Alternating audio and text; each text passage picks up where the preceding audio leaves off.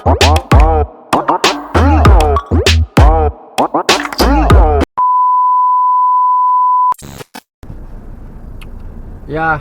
oke guys, assalamualaikum warahmatullahi wabarakatuh. Selamat datang lagi di channel saya, Prasetya Hari Saputra. Selamat pagi, siang, sore, malam, jam berapapun teman-teman nonton video kali ini. Jadi sekarang hari Senin, tanggal 13. Saya ini kayaknya hari ini libur deh, cuma nggak tahu lagi sih, nanti lihat sikonya gimana. Jadi saya hari ini lagi ada rencana, bukan rencana, ada acara sidang di Pengadilan Negeri Surabaya di Jalan Arjuno. Bukan sidang tilang ya teman-teman ya. Jadi saya nanti mau sharing deh di akhir video mungkin kenapa. Jadi dan juga buat pengalaman ya, maksudnya biar yang lain-lain jadi lebih hati-hati lagi gitu. Jadi ini udah nyampe di pengadilan. Jadi saya ini sidangnya karena ini guys, apa namanya, saya kan beli rumah di developer perumahan syariah. Yang seperti yang sudah perumahan syariah kan tidak dibangun. Ya, saya seperti itu. Jadi saya beli rumah di perumahan syariah di Surabaya dan dia tidak ada progres pembangunannya. Jadi dari tahun 2018 sampai sekarang 2022, saya beli itu 2018, saya beli 2018 sampai sekarang 2022 belum ada pembangunan sama sekali. Jadi tanah itu masih berupa sawah dan ternyata tanah itu masih nama petani. Seperti itu guys. Nah, hari ini itu harusnya sidang terakhir, dimana hari ini itu sidang apa ya, kayak sidang pemutusan bahwa perusahaan yang kita tuntut ini dipilotkan atau tidak, seperti itu. Nah, ini kita udah sampai. Jadi ya sidangnya jam setengah 10, sekarang jam 9.22. Jadi ya saya harus prepare dulu apa yang harus saya prepare. Dokumen. Kayaknya bawa kabel cas aja kali ya, mana tahu ada bisa ngecas. Bawa kabel. Terus ya begitulah, nanti aja lah habis sidang nanti saya cerita-cerita. Dan tapi biasanya kalau di pengadilan ini sidangnya nggak bisa ditentukan jam setengah 10, belum tentu jam setengah 10. Kayak sidang sebelumnya yang hari Rabu itu dijadwalnya jam 10 tapi baru dimulai jam 12. Itu bisa dimaklumi karena hakim ketuanya itu yang menangani sidang saya itu juga lagi sidang kasus yang lain di ruangan sidang yang lain gitu. Jadi ya nggak bisa on time gitu. Jadi nggak bisa on time-nya ya karena seperti itu. Tapi ya nggak apa-apa sih, ini kita datangnya on time aja, mana tahu mulainya on time, seperti itu.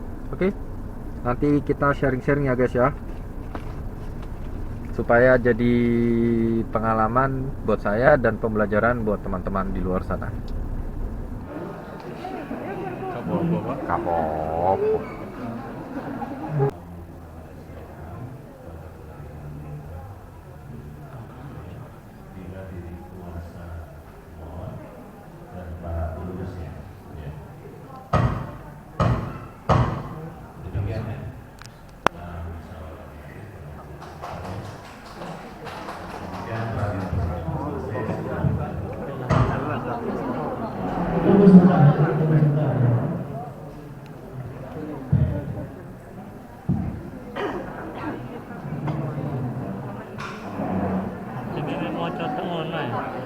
Jelas belakang.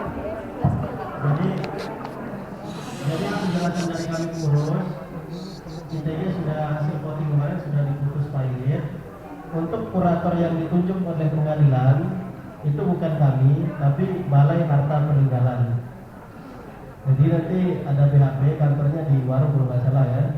Jadi silakan para kreditur nanti berkoordinasi ke sana atau lewat lawyernya atau menunggu pengumuman resmi dari Balai Harta. Jadi terima kasih atas kepercayaan selama ini. Jadi kami mohon maaf sebagai pengurus ya. Jadi untuk urusan pilotnya silakan diminta informasi kepada kurator yang ditunjuk pengadilan yang di Balai Harta. Terima kasih. Assalamualaikum warahmatullahi wabarakatuh. Waalaikumsalam warahmatullahi wabarakatuh.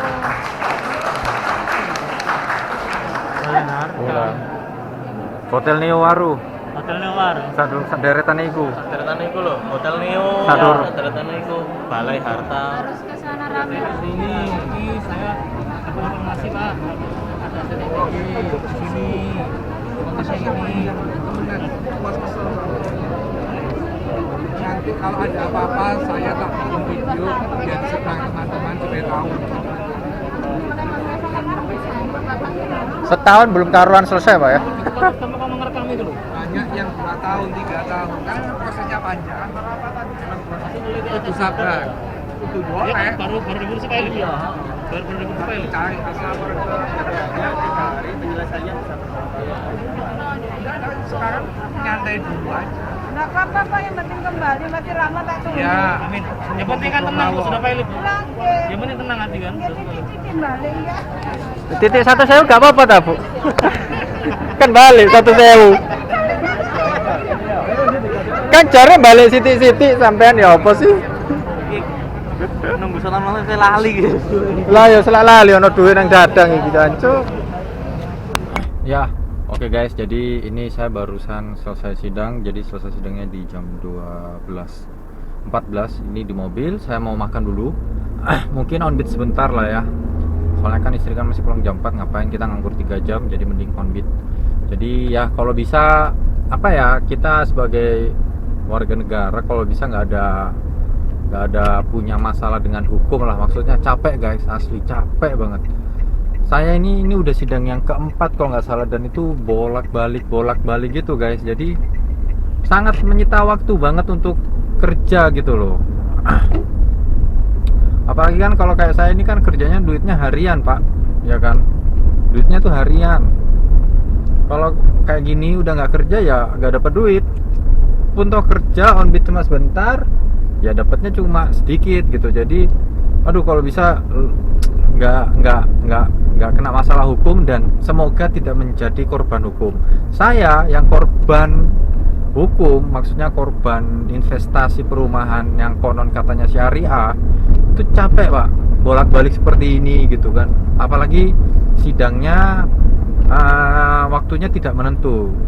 Ketika ada undangan sidang yang datangnya di undangan itu ngomongnya jam 9, ternyata ya baru mulai ya di jam berapa tadi? Setengah 12. Jadi ya begitu, itu capek ya kan.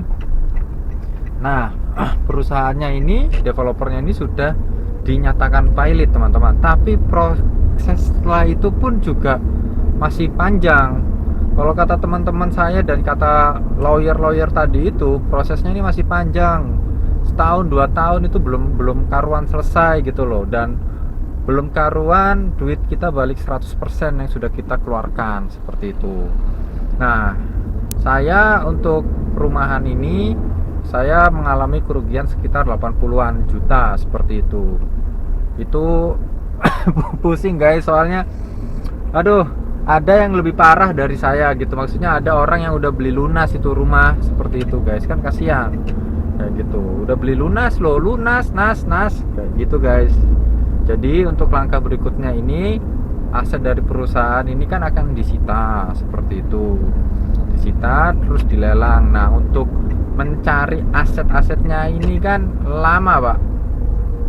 Bisa jadi asetnya ini sudah diubah ke namanya orang lain, ya kan, bisa ini asetnya disembunyikan atas nama orang lain, seperti itulah. Jadi bakalan lama deh. Oke lah teman-teman, nanti kita cerita lagi ya. Nanti ini habis makan, on beat sebentar ya kayaknya ya, on beat sebentar, terus nanti kita cerita-cerita lagi, seperti itu. Jadi vlog kali ini vlog gak jelas. Ayo Pak Le. Ya, oke guys, kita lanjut ceritanya. Jadi dulu itu singkatnya begini, ketika saya ngambil perumahan syariah itu, dulu saya ngeliat iklannya itu di koran bahwa akan ada seminar perumahan syariah, ya kan, di salah satu hotel di mana waktu itu, di PP Legi, di dekatnya Giant yang udah ditutup itu. Nah, jadi di hotel syariah itu dia juga sudah kayak ngeluarkan di hotel syariah, di perumahan syariahnya itu yang dia iklan di hotel, di iklan di koran itu, dia juga sudah nih kasih jualannya lah ya. Dia misal kayak jual rumah tipe berapa apa gitu kan. Nah, singkat cerita saya datang ke seminarnya itu, terus saya tertarik. Dalam artian waktu itu saya tertarik, wow, harganya masih oke ya, masih murah gitu loh, dengan DP yang cukup terjangkau dan cicilannya yang sangat terjangkau dan singkat. dan itu flat, tidak tergantung suku bunga. Karena memang perumahan syariah itu kan tidak pakai bank, tidak ada suku bunga, tidak ada denda, tidak ada sita, seperti itu guys. Nah, singkat cerita, pada saat selesai seminar itu, saya kan masih galau. Waktu itu pas saya datang ke seminar itu sama orang tua juga kan, sama orang tua, sama kakak saya. Singkat cerita, sama orang tua disuruh tanda jadi dulu. Kalau nggak salah dulu tanda jadinya 500.000, kalau nggak salah 500.000 bisa dikembalikan. Nah, uang 500.000-nya ini juga bisa untuk memotong DP dan harga, intinya begitulah. Nah, setelah transfer 500.000 itu mikir gitu kan. Terus saya ngomong sama salah satu pegawainya itu untuk saya pengen lihat lokasinya dulu di mana, seperti itu kan guys. Akhirnya besoknya kita lihat lokasinya. Nah, lokasinya itu di Desa Kuangsan di Sidoarjo sana. Nah, ketika lihat di lokasinya, oh gede banget nih, ini perumahan ini bakalan gede gitu. Dengan mereka juga sudah ada pasang umbul-umbul perumahannya, pikir saya, oke, ini bakalan oke begitulah. Nah, semakin kesini itu kan, oh jadi setelah itu berapa hari kemudian itu kita dimintain DP. Jadi ada DP, dan DP-nya itu waktu itu kalau nggak salah cuma 50 juta. Jadi waktu itu kita DP plus pilih unit, kayak gitu, pilih unit. Jadi sudah ada denahnya juga. Jadi kita DP terus kita pilih unit. Saya masih ingat banget rumah yang saya ambil itu nomornya C10. Nah, seperti itu rumahnya di pojokan. Saya memang suka banget rumah di pojokan. Saya pilih rumah nomor C10. Jadi kita DP kayak gitu. Jadi waktu itu niatnya mau ngambil 2 rumah, akhirnya nggak jadi, akhirnya ngambil 1 rumah. Jadi waktu itu uang tanda jadinya kan 500, harusnya kan 1 juta. Jadi waktu itu sempat tanda jadi 2 juta untuk 2 orang, untuk 2 rumah. Akhirnya nggak jadi, DP-nya apa? Jadi waktu itu bayar DP-nya 49 juta karena sudah kepotong sama itu tadi, uang tanda jadi, seperti itu. Nah, setelah itu cicilannya guys cuma 2.800.000 selama 7 tahun, dan itu kan sangat murah banget dan singkat gitu loh. Ya tertarik kan. Nah, setelah itu intinya mereka itu pada saat setelah itu kan saya bayar angsuran terus. Maksudnya saya sangat rajin bayar angsuran, tetapi pada saat saya rajin bayar angsuran itu tanah juga saya liatin terus. Saya kan masih bolak-balik Surabaya Sidoarjo gitu kan. Jadi kadang itu saya kalau pulang ke Surabaya saya lewatin Kuangsan. Kalau pulang Sidoarjo saya lewatin Kuangsan. Kok kayak nggak ada progres sama sekali gitu loh. Beda sama ke tanah sebelah yang barusan launching, terus mereka nguruk itu tanah. Setelah diuruk didiemin berapa bulan, gak lama mereka sudah bangun. Sedangkan tanah di lahan saya yang di perumahan yang saya beli kok belum ada progres. Akhirnya dari situ saya masih ingat banget, kalau nggak salah saya cuma bayar angsuran tuh 12 kali. Saya kalau nggak salah cuma bayar 12 kali. Jadi pada saat 12 kali itu saya benar-benar nggak bayar sama sekali. Walaupun ditagih model apapun saya nggak bayar, karena saya sudah mulai agak was-was gitu kan, karena kok nggak ada progres seperti itu, kok nggak ada progres. Jadi itu dari tahun 2018. Nah, apesnya kok pas tahun 2020 itu ya tambah nggak, intinya itu semakin kesini itu nggak ada progres. Itu bukan hanya di lahan proyek perumahan saya aja. Jadi proyeknya itu kalau nggak salah itu ada 7, saya nggak hafal. Yang saya hafal tuh cuma tempat saya, terus ada di deket itu, terus di Bangah ada 2, ya kan. Kalau nggak salah di Pasuruan ada, Pasuruan apa di Prigen itu ada 1. 2-nya saya di Kanduruan itu ada 1, yang satunya saya lupa di mana. Kayak gitu. Seperti itu guys, ya kan. Semakin sini itu, aduh, akhirnya saya mikir, wah ini saya sudah masuk uang sekian tapi progres nggak ada. Sedangkan mereka kalau ditanyain kapan nguruk, jawabannya tanggal sekian. Habis gitu pada saat tanggal sekian nggak ada eksekusi, ngomongnya mundur, soalnya ada masalah begini, ada masalah begitu, masalah perizinan, masalah apa. Ternyata semakin sini itu mungkin sudah tercium nggak beresnya. Terus ada beberapa orang yang melaporkan si owner developer syariah ini ke polisi. Akhirnya diusut, ada salah satu tanahnya itu yang belum lunas sudah mereka jual. Kan itu ternyata secara undang-undang nggak boleh. Jadi kalau misalnya ada developer gitu, mereka tanah harus lunas dulu baru boleh membangun rumah. Nah, akhirnya waktu itu si owner ini sempat masuk penjara. Setelah itu owner ini setelah berapa tahun gitu bebas, ya kan, bebas. Terus eh, ada yang laporin lagi.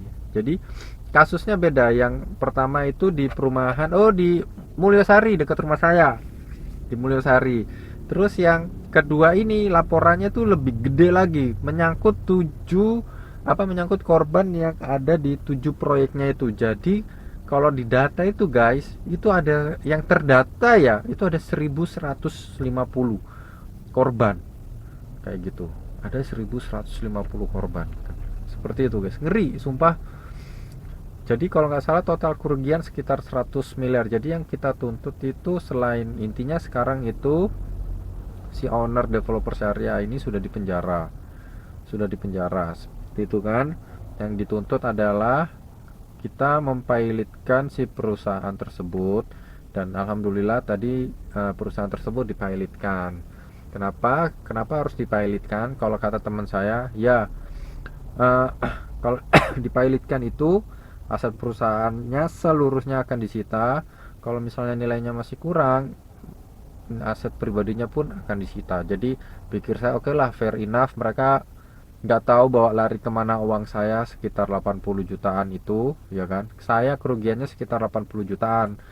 Ada yang 90, ada yang 100, ada yang di bawah 80, ada yang di bawah saya. Bahkan ada yang sudah bayar lunas itu rumah guys, bayangin seperti itu. Jadi ya nanti saya kasih cuplikan gitu deh, cuplikan ya, intinya orang yang sangat ahli di bidangnya. Tadi kan ada istilahnya kayak lawyer yang membela kita kan, ada seperti itu. Nanti saya kasih cuplikannya deh kalau saya ketemu gitu ya. Intinya pembelajaran buat saya terutama, dan saya sharing ini semoga teman-teman nggak ada yang menjadi korban lagi, terutama dengan embel-embel syariah ya. Jadi kalau kata beberapa orang sih, kalau misalnya ada developer itu yang mau membangun rumah, pertama yang harus dipastikan itu tanah itu bukan lagi atas nama petani. Tanah itu harus atas nama developer, sudah harus atas nama developer. Nggak mau tahu gimana caranya, harus atas nama developer. Itu bisa dicek di dinas pertanahan kayak gitu. Terus kayak sertifikat gitu juga harus diminta. Tapi kalau misalnya kayak developer gede ya, kita sebut kayak Citraland, Pakuwon, Agung Podomoro, itu kayaknya sudah oke lah. PT YKP kalau di Surabaya itu kayaknya sudah ya oke lah seperti itu kan. Tapi kalau kayak perumahan baru kayak yang kita belum ngerti dan belum familiar, itu saran saya teman-teman yang kritis yang kritis kayak gitu. Soalnya daripada kayak saya kan sudah masuk uang sekitar 80 something gitu, terus akhirnya rumah nggak kebangun. Jadi pada saat DP itu ya kan, minggu depannya saya tanda tangan kontrak ikatan jual beli. Nah, ikatan jual beli itu ada kayak perjanjiannya gitu loh, kewajiban saya seperti apa, kewajiban developer seperti apa. Nah gitu teman-teman. Nah jadi dilematis sih sebenarnya. Dilematis dalam artian begini, rumah itu pasti akan sangat murah sekali harganya ketika itu tanah masih lahan, masih berupa sawah. Tapi kalau itu lahan sudah ada satu rumah, sudah mulai ada kebangun, itu pasti harganya akan naik sangat signifikan. Ya ini yang namanya sangat dilematis sekali seperti itu guys. Jadi kembali ke perumahan syariah saya dulu, ketika saya beli tahun 2018 itu serah terima unit itu harusnya 2 tahun sejak saya tanda tangan ikatan jual beli. Saya kalau nggak salah, saya lupa kalau nggak salah, saya itu harusnya ketika ini, anggap aja ini kemarin berjalan lancar, harusnya saya sudah terima rumah itu di bulan Agustus 2020. Tapi nyatanya sampai sekarang rumah itu masih belum terbangun sama sekali. Seperti itu teman-teman. Jadi semoga sharing saya ini bermanfaat. Nanti kalau misalnya saya ketemu cuplikan-cuplikan tentang lawyer yang tadi ngomong mengenai, ya intinya yang ngerti hukum nanti mungkin akan saya cantumkan seperti itu. Oke, terima kasih teman-teman. Maaf kali ini vlognya curhat. Oh iya, saya tadi on beat sebentar banget dapatnya 5 treat teman-teman, ternyata masih oke. Dapatnya 4 treat, dapat 4 treat, duitnya 60 ribuan seperti itu ya, lumayan lah. Ini intinya ini cuma ngabsen doang. Tadi saya ketemu subscriber saya pas lagi makan. Kalau kalian ketemu saya sapa aja sih, nggak apa-apa gitu. Kaget saya tadi ketemu siapa ya tadi, kita sempat tukar-tukaran nomor kok. Pak Dani, siap Pak Dani. siap kayak gitu. Oke teman-teman, sekian dulu curhat saya mengenai saya menjadi korban perumahan syariah, dan semoga pengalaman saya ini tidak terjadi di teman-teman semua. Jadi kalau mau misalnya teman-teman mau beli rumah dengan developer yang belum familiar di telinganya teman-teman, yang kritis, kudu sangat kritis sekali. Saya pelajaran banget, soalnya saya kemarin kurang kritis. Tapi saya kemarin saya cuma ngecek-ngecek doang. Oh kok belum dibangun, kok belum diuruk, kok belum begini, kok belum begitu. Akhirnya memutuskan untuk oke, saya stop bayar kayak gitu. Seperti itu teman-teman. Sekian dulu teman-teman ya, jangan lupa subscribe, komen di bawah apa yang harus dilakukan agar konten saya menjadi lebih menarik. Kalau misalnya teman-teman mau tanya-tanya mengenai taksi online, monggo bisa di kolom komentar atau di Instagram saya Prasetya Hari Saputra, atau di Facebook saya Prasetya Hari Saputra. Terima kasih sudah menonton. Wassalamualaikum warahmatullahi wabarakatuh. Bye bye. Hari ini adalah teman-teman dari para kreditur atau korban penipuan perumahan yang mengatasnamakan syariah. Nah, ini ratusan orang ini hari ini mendengar pembacaan putusan yang disampaikan oleh Majelis Hakim di PN Niaga Surabaya, di mana debitur yaitu PT ITG dinyatakan pilot dengan segala akibat hukumnya. Kenapa? Karena sejak awal proposal perdamaian ditolak oleh teman-teman ini karena ITG tidak mampu meyakinkan bahwa dia bisa membayar duit para korban ini. Nah, ini menjadi pengalaman buat masyarakat semuanya. Hati-hati kalau melakukan jual beli perumahan, harus dicek sertifikatnya itu ada atau tidak, harus dicek apakah tanahnya itu milik pengembang atau masih milik petani. Yang saya tahu banyak orang konsultasi kepada saya, jual belinya hanya kepada pengembang tanpa pernah mengecek status tanahnya itu.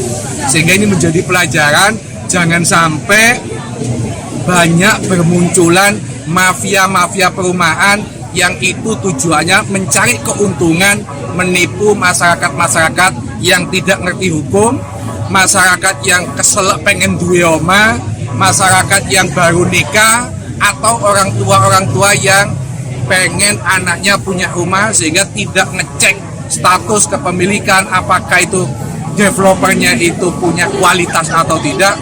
Anggar beli, akhirnya yang terjadi adalah penipuan dan masyarakat menjadi korban.